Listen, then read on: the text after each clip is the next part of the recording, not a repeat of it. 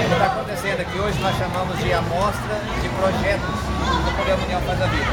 União Faz a Vida é uma metodologia de ensino, ou seja, um jeito diferente de trabalhar com o aluno em sala de aula, trazida por uma parceria entre a Fundação Sicredi e a Prefeitura Municipal de Marcelândia. Nessa metodologia, o professor vai trabalhar os mesmos conteúdos que ele já trabalhava tradicionalmente, só que de uma forma diferente, através de projetos. Então, como você viu aí, você andou por ali, você viu, tem projetos relativos ao trânsito, tem projetos relativos ao peixe, à marcadura. São formas diferentes do professor trabalhar o conteúdo que tradicionalmente trabalha na sala de aula.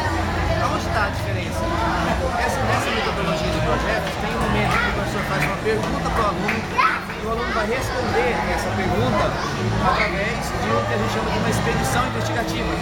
Essa expedição pode ser um filme, essa expedição pode ser um livro e essa expedição pode ser também um olhar sobre a cidade. Aqui atrás da gente tem uma professora que fez um trabalho sobre trânsito. A expedição que ela fez foi com as crianças nas ruas da cidade. Dessa expedição sai o projeto. No momento em que executa o projeto, o professor pergunta ao aluno o que você já sabe sobre esse conteúdo. Ele separa. Depois pergunta o que você gostaria de saber sobre o conteúdo. Separa.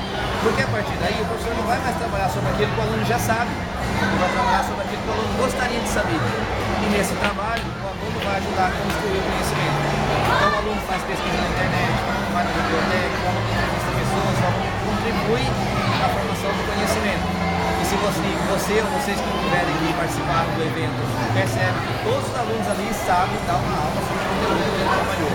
Isso aqui é muito interessante. Outra coisa importante do União Faz a Vida é assim, esse programa se trabalha desde a creche até o ensino médio. Aí eu digo para você assim, ó, o aluno que trabalha da creche ao ensino médio, projetos diferenciados, ele vai dar um cidadão mais consciente, um cidadão empreendedor. Porque durante o tempo todo ele aprendeu a olhar para o lado, fazer investigação, perceber as coisas que estão em torno dele. Ele vai ser um cara diferenciado na idade adulta. É mais ou menos essa ideia que está acontecendo.